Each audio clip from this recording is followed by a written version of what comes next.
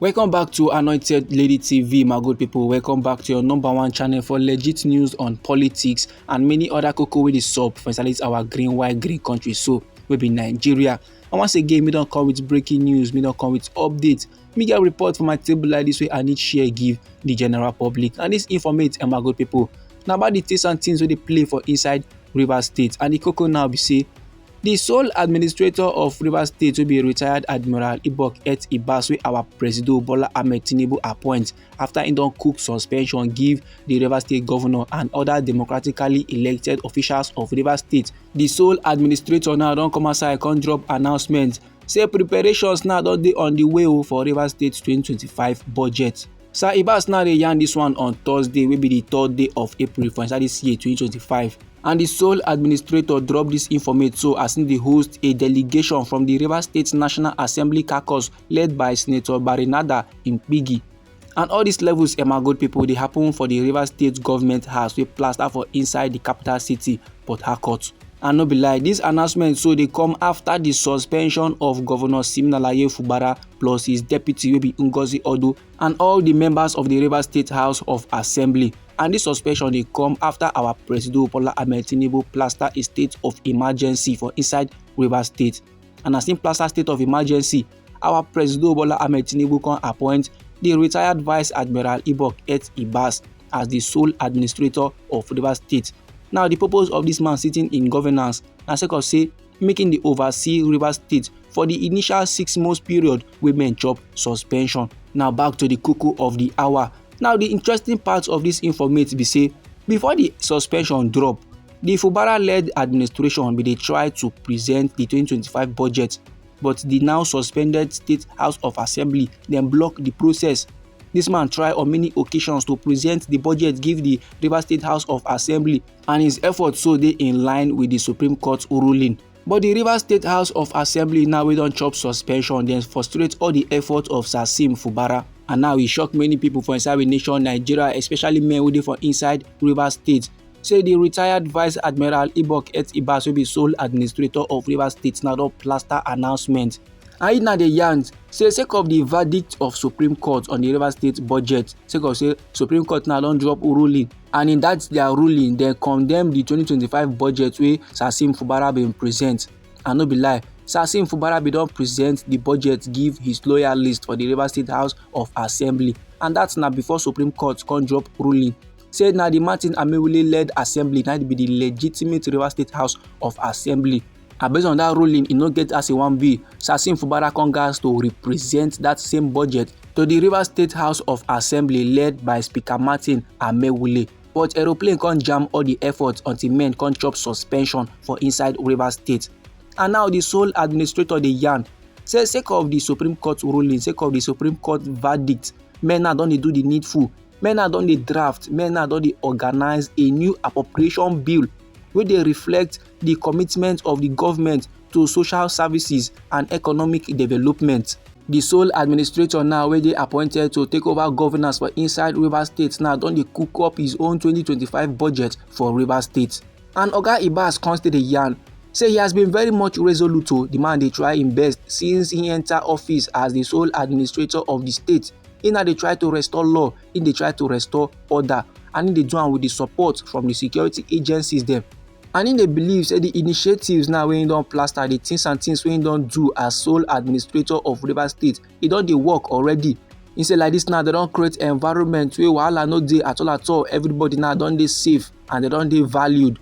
And then the administrator can use the opportunity to the yarn they give the general public about his commitment. And now the yarn say like this now in don't plaster is very much committed in mind day to make Rivers State a model of peace in the committee of states, with a stable economy and citizens courageous to pursue their livelihood without fear or molestation. That is for all of the 36 states now they for inside this our green country. Where men they talk about good things, they go remember Rivers State as a state where they very much peaceful and prosperous. And the men who they for inside the state no get wahala at all. They ain't fear nobody because peace plaster. According to how talk they come aside from the mouth of Oga Ibas, he say in addition to their peace building efforts, they are also focused on the economic stability and development of Rivers State.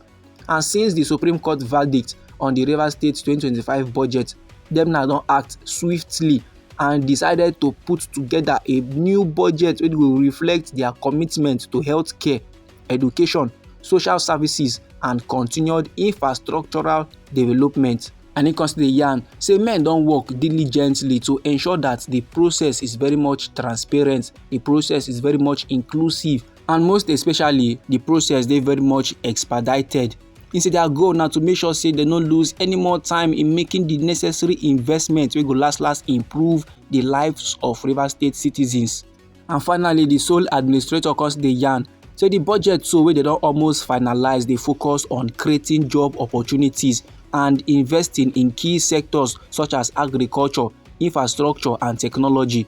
And he said dem now dey understand very well the urgency of this initiative and they are very much committed to ensuring that they are implemented without delay.